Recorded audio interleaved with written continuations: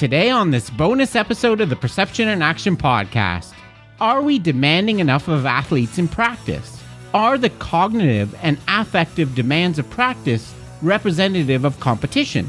How might this influence transfer of training and skill acquisition? So it's time for a call to action.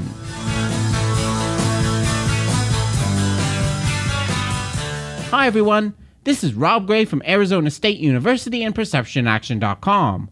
Welcome to the Perception and Action podcast, where I discuss how psychological research can be applied to improving performance, accelerating skill acquisition, and designing technologies. A few times on the podcast now, I've touched on the concept of representative design. That is, the idea that practice constraints need to match the task constraints in competition for effective transfer to occur. Aspects of this include ensuring the specifying information used to control actions is preserved in the practice environment. So, for example, a soccer player is basing their movements on the positions of other players, not on cones, and that you have action fidelity. That is, movement behavior is similar in both environments. So, for example, it's better to have a soccer goalkeeper try to dive to save a shot in practice than just have them point in the direction they would dive. Today I want to talk about a couple recent articles that push the idea of representative design a bit further. The first is a really interesting study published a couple months ago by Michael Maloney and colleagues. In this paper, the author's starting point was the observation that previous research on representative design has really only considered the two things I mentioned a couple moments ago: preserving perceptual information and action fidelity. Maloney and colleagues note that the level of affect, for example the amount of anxiety, and the cognitive demands in practice are also important aspects of representativeness that may influence transferability. As evidence for this, they point to the fairly large body of research which has shown that adding pressure and anxiety to training changes perception and action, and can result in better learning. I discussed this research back in episode 79. As an example, the authors discussed the study of police officers by Nieuwenhuis and Odegens from 2010. In this study, shooting performance was compared for a non-representative low-anxiety target practice condition and a more representative high-anxiety condition, in which the instructor shot soap pellets, which are quite painful, back at the shooter while they were trying to hit the target. Behaviors were completely different in these two conditions. For example, both mental effort and anxiety were higher in the shoot-back condition. This suggests that training in conditions that have higher affective and cognitive demands might give performers better opportunity to adapt to constraints of the real environment, a concept that Hedrick and colleagues have called affective learning design. In their study, Maloney and colleagues examined the sport of Taekwondo fighting and had two aims. First, to determine to what degree the affective and cognitive demands of competition were represented in practice. Second, they wanted to look at how the demands might impact the perception-action fidelity in practice. In particular, they examined the changes in interpersonal distance between fighters. This is obviously a critical variable in the fighter-to-fighter system, as it creates different affordances for attacking and defending, and determines how fighting techniques emerge. I discussed this for the sport of Kendo back in episode 63. Maloney and colleagues predicted that due to the fact that practice involves fighting against familiar opponents and typically has a lack of consequences, the demands would be lower than in competition, and this would manifest itself in the interpersonal distance, with more time spent at larger distances and attacks made from larger distances. To explore these questions, 10 senior-level Taekwondo athletes, all of whom had international competition experience, were filmed in two conditions: a standard practice where they were fighting against teammates, and during a friendly competition against a visiting international team. This competition also included a crowd, professional judges, and individual and team prizes.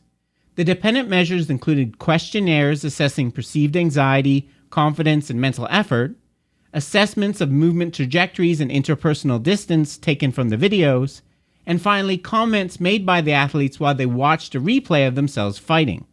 What was found? Basically, all of the author's predictions were supported. Perceived anxiety and mental effort were both significantly higher in competition, while confidence was significantly lower. In terms of fighting behavior, in competition, movement trajectories were less predictable. Fighters spent more time at closer interpersonal distances, by about 10 centimeters on average. Attacks were initiated from closer interpersonal distances, and more kicks were attempted. Comments made by the athletes in the interviews were also very telling. Referring to practice, quote, "I'm not very stimulated and I'm in a bad mood. I'm not challenged and this isn't how I would want to feel in competition," end quote. The participants also noted that in practice, they used prior knowledge of their opponent to select an action and to predict what their opponent would do. However, in competition, participants were less familiar with their opponents, so spent time learning the tendencies of their opponent. In sum, I really like this study because it connects subjective feelings of anxiety and effort with measurable changes in movement and performance. It clearly, and not really surprisingly, shows that the level of affect, arousal, and mental effort is significantly lower in practice, leading to different goals and different movement solutions. So clearly not meeting the goal of representative design. And the problem goes well beyond athletes slacking and not giving it their all in practice. When athletes spend most of their time at larger interpersonal distances, training does not afford the same actions as competition. And more importantly, it does not give athletes the opportunity to develop flexible and adaptable movement solutions required for short interpersonal distances. For example, when the athlete is right at the border of the attacking-retreating boundary. So in other words, the affective representative of practice can have a direct effect on the available affordances and action fidelity. The other article I wanted to mention today was one from the Hardball Times Annual, written by Jeff Sullivan from Fangraphs, titled, "Batting Practice is Probably a Waste of Everybody's Time." For those that don't know, about 45 minutes to an hour before the start of each game, baseball players typically take part in quote-unquote batting practice. This typically involves taking several swings against a coach throwing typically the same pitch type, a fastball, in the same location, down the middle, at a speed of roughly 50 to 60 miles per hour. Because many fans often show up early to watch these, players often take batting practice as an opportunity to see how far they can launch the ball into the seats. Based on what we've talked about, it's clear that the representativeness of traditional batting practice is highly questionable. Basically zero variability, and pitch speeds at almost a half of what they will face in the real game. In 2015, Bryce Harper of the Washington Nationals put up one of the best hitting seasons in recent memory, with a WRC plus of 197, where 100 is average. Notably, he hardly ever took batting practice during the season. Cubs manager Joe Maddon once said, quote, "I think the most overrated thing we do on a daily basis is swing the bat way too often," end quote. And, quote, "Too many times batting practice just develops into a home run derby, and it really becomes useless and counterproductive," end quote. I think this is a really good example because it shows how non-representative practice can be more than just a waste of time. It can actually be harmful by encouraging athletes to use perceptual motor solutions that are not transferable to the real game. Batting in a game involves recognizing the pitch type and adapting one's swing accordingly. Thus, batting practice is likely to create some really bad habits. Swinging at every pitch, trying to hit the ball as far as possible, too much internal focus because there's nothing really happening in the external environment. For example, the pitcher's delivery is the same every time. It's also likely to lead the batter to pick up affordances that won't be there in the game. For example, at a pitch speed of 50 miles an hour, for a batter with a long swing, a pitch inside affords pulling the ball. This will not be the case when the speed is cranked up to 90 miles an hour plus, and the batter has less time to react. So, batting practice, as it's typically done, is not really representative of anything going on in the game. And, as Jeff Sullivan concludes, it is at best a time filler, and at worst possibly highly counterproductive. Before wrapping up today, I just wanted to mention a couple practical coaching tips. First, there are ways that the affective and cognitive demands can be easily ramped up in practice. I talked about several of them back in episode 79, but perhaps the easiest is using vignettes in practice, where you talk athletes through a scenario sampled from competition. But of course, we need to be careful not to do this too much, as high anxiety practice could lead to injury and burnout if done too often.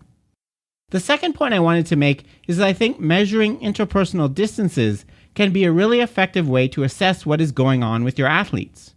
Obviously, this can be done crudely by just observing, but if you want to get a bit more systematic with it, I would highly recommend checking out the free software Canove, link in the show notes. This lets you import videos and annotate and do basic biomechanical calculations. It was what Maloney and colleagues used in their study I mentioned earlier. Okay, that's it for this month's bonus episode. Hope you enjoyed it. If you have any suggestions for articles to cover in future bonus episodes, please contact me via email, robgray@asu.edu, or via the Patreon messaging system. And again, thanks a million for supporting the podcast. I really appreciate it. This is Rob Gray from ASU. Cheers for now, and keep 'em coupled.